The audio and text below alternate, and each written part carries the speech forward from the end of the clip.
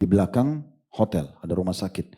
Dan menurut informasi dokter di rumah sakit itu sudah sempat denyut jantungnya berhenti 10 detik. 10 detik dan sekarang dibantu dengan alat. Lalu informasi ke tim kami di Mekah kalau ini kemungkinan kecil untuk hidup. Tadi sehat. Subhanallah hari itu betul meninggal dunia. Alhamdulillah saya sempat urus jenazahnya, kita sholatkan di Masjid Haram, kemudian dikuburkan di Mekah. Dan saya waktu itu subhanallah sempat sampaikan dan ada tentu di media kami. Bagaimana Imam Qurtubi rahimahullah mengangkat sebuah hadis yang sebagian ulama hadis menghasankan kalau seseorang itu akan dikubur dari tanah yang dia terbuat darinya. Walaupun orang ini dari suku Bugis di Sulawesi Selatan tapi dikubur di Mekah. Berarti Allah SWT membuat tubuhnya dari tanah Mekah itu. Kuasa Allah. Tapi luar biasa, Allah tutup dengan kebaikan, husnul khatimah. Mungkin beliau tidak pernah menyangka waktu penerbangan sama-sama itu akan meninggal. Tidak pernah berpikir. Saya sangat yakin itu. Karena kami sepanjang jalan selalu sama-sama ngobrol. Tidak ada pembicaraan masalah kematian. Atau dia khawatir, tidak ada sama sekali. Nah begitulah. Tapi syukurnya husnul khatimah. Banyak orang yang meninggal di karaoke, di diskotik. Dengan kelalaian-kelalaiannya. Teman-teman sekalian, kalau Ramadan saja tidak membuat kita jadi lebih baik dari sebelumnya, lalu kapan kira-kira? Ingat baik-baik, mati ini bukan menakut-nakut, tapi Allah sudah kekalkan dalam banyak ayatnya.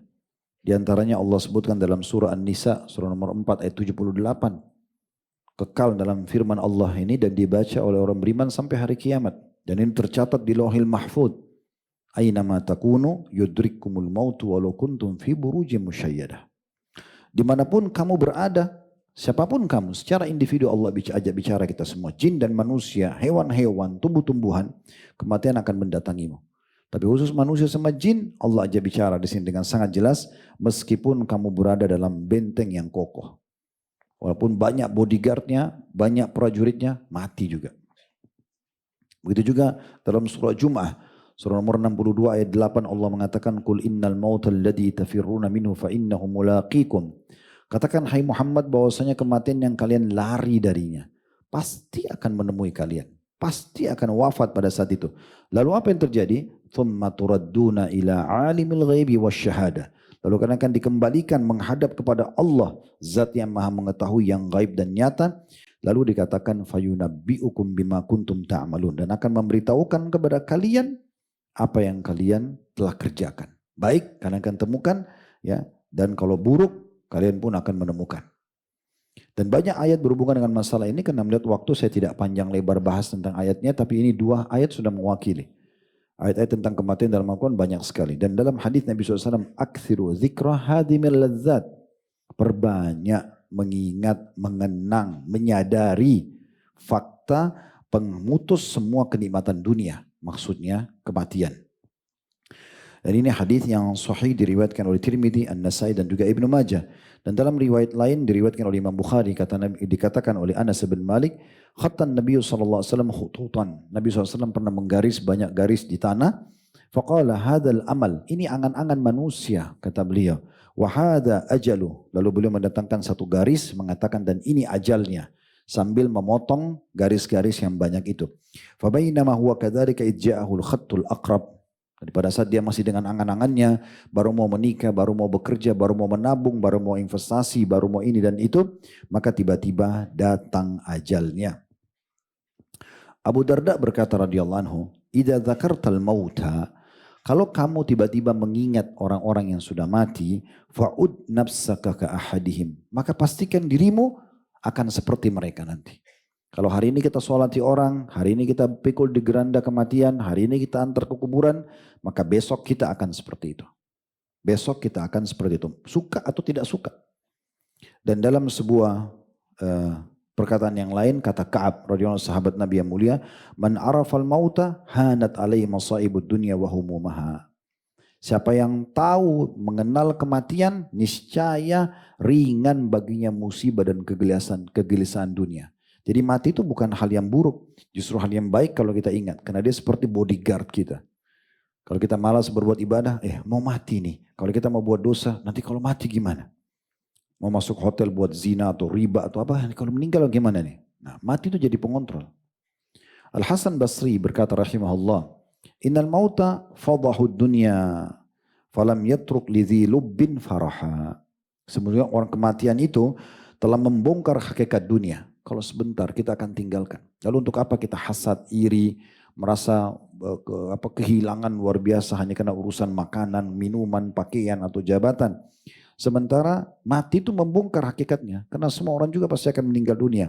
Sehingga dia tidak menyisakan kegembiraan dan target-target utama bagi orang yang berakal di dunia itu.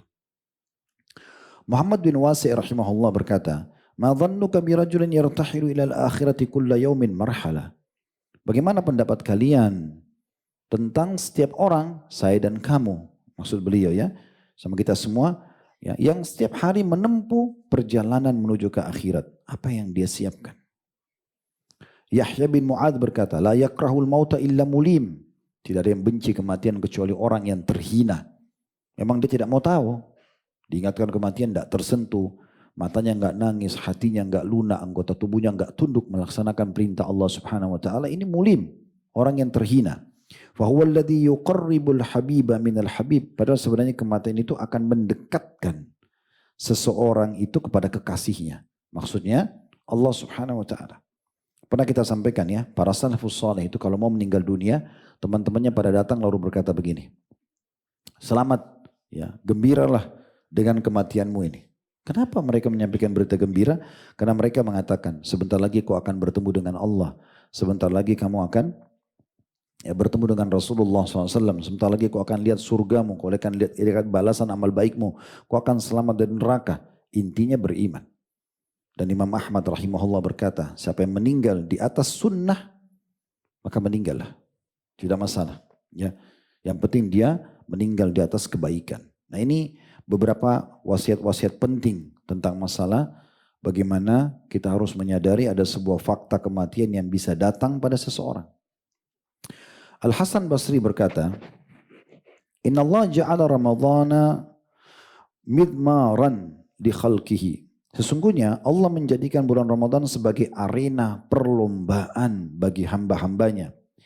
Yastabiquna fihi ila mardhatih. Mereka berlomba-lomba untuk mengejar keridhoannya. Ini kalau kita mau jadikan Ramadan kita yang terbaik. Kita berlomba-lomba justru bagaimana kita menjadi orang yang terbaik mendapatkan ridho Allah di masa itu. Tidak ada kata-kata terlambat. Umar bin Khattab itu dulu orang paling benci dengan Islam. Orang yang mabuk setiap hari. Itu perkataan beliau sendiri. Kita pernah jelaskan di kisah sahabat ini.